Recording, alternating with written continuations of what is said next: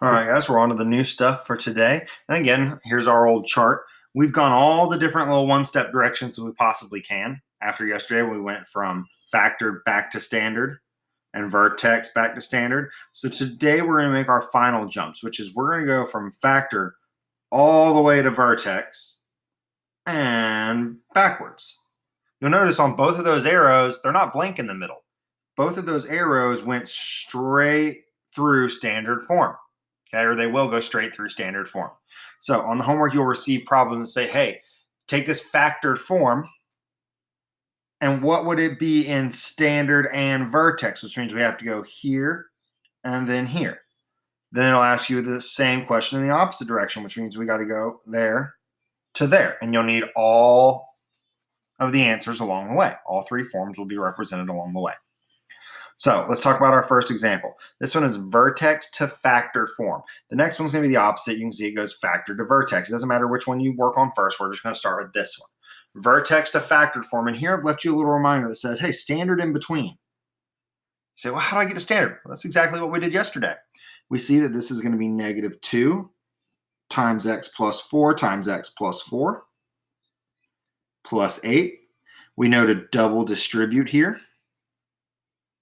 So we get -2 x squared plus 4x plus 4x plus 16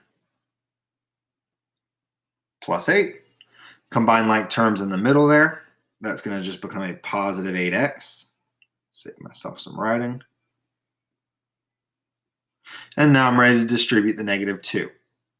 When I distribute the -2, it only goes to the things inside the parentheses. So I get -2x squared minus 16x minus 32. But now that I'm done with all the multiplications, because that's what our parentheses were at this point, were multiplications, we can drop them and have just a plus 8 out on the end.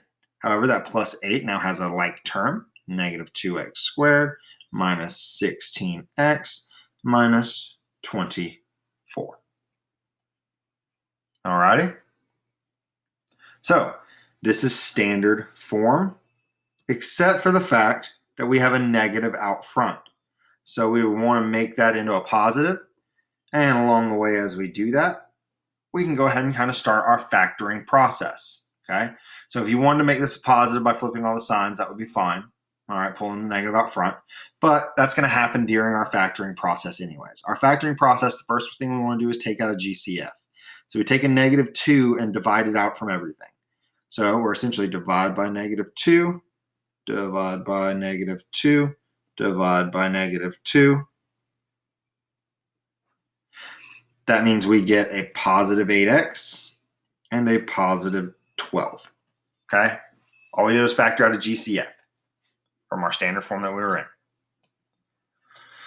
Now, it's time to factor this because, again, our final goal was to go from vertex to factored form, standards in between. Well, we hit standard. We kind of just drove straight on by it. We hit standard right there in the middle.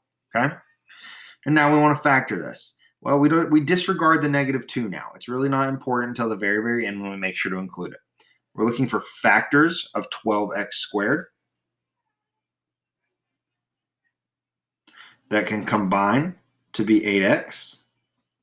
I'm assuming that's got to be 2x and 6x.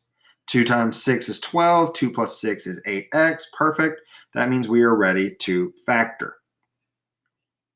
Our first term in the trinomial was x squared. Comes right there. The final term was 12 right there. And then what we've done is we've split up this 8x into a 2x and a 6x. It does not matter which one goes in which box in this step. Just a reminder. X, 2, x, 6. Again, we could have used a shortcut. This is an easy trinomial with a leading 1. So we get x plus 6, x plus 2.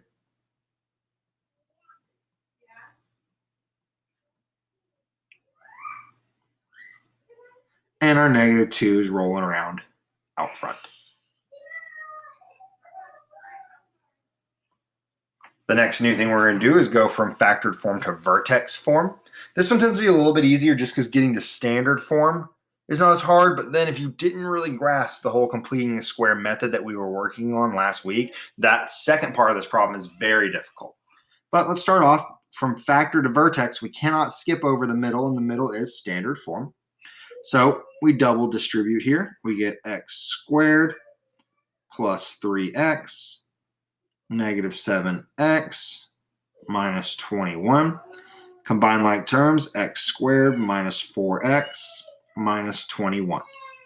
Look how quickly we got into standard form there. That was extremely fast, very easy to do. It's just distribution, just multiplication.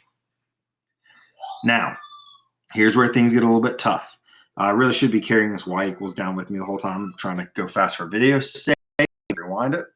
So now we've got to do this completing the square process. We are in standard form here. So on a homework problem, you would need to know that was standard form. Okay, basically where everything kind of looks the prettiest. But from here, we need to complete the square. Now, please look back in your notes. You were supposed to write down this big old set of steps for completing the square. This is something we learned since we've been out of school. Okay, so it's in those sets of notes. Our first thing we need to do is move the 21 over. So we're going to have y plus 21 on the left-hand side because we're going to add 21 to both sides to make it cancel out. Okay, so add 21, add 21. 21 pops over on the left. We get x squared minus 4x.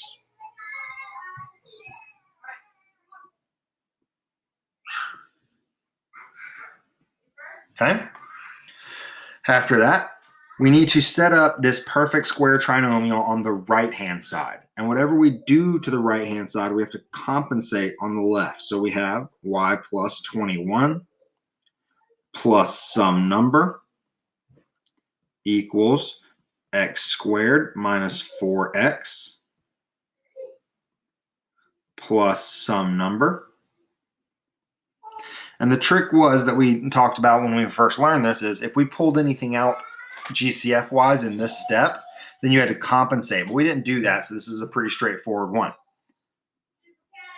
So we've got to do b over 2 quantity squared. That was kind of our little shortcut to figure out what number to add to both sides. So we have negative 4 over 2 quantity squared. Negative 4 divided by 2 is negative 2. And negative 2 times negative 2 ends up actually going backwards to being positive 4. So we have positive 4 on both sides is what we're adding. The left-hand side, that's just a matter of like terms. So the left-hand side, start with a new color here, is y plus 25. And then our right-hand side is that trinomial. But we don't want to just leave it as that trinomial. We set it up to be a perfect square trinomial, and it is. So we're going to factor it. We'd be looking for factors of 4x squared that combine to be negative 4x. That's going to have to be a negative 2 and a negative, or sorry, 2 and 2. So we got 4x squared. Factors of that can add to be negative 4x, negative 2x, negative 2x. And we know that now we can skip that step. Okay, this is a simple trinomial, an easy trinomial, which means it's going to be x minus 2 and x minus 2. Well, we know x minus 2 and x minus 2 can be written as x minus 2 quantity squared. X minus 2 quantity squared. Our final step to get into vertex form is just to subtract 25 from both sides, move it back over. Yes, it stays outside the parentheses.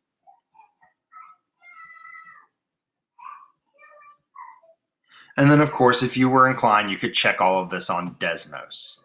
To do that, you would type in your original function, right here, factored form.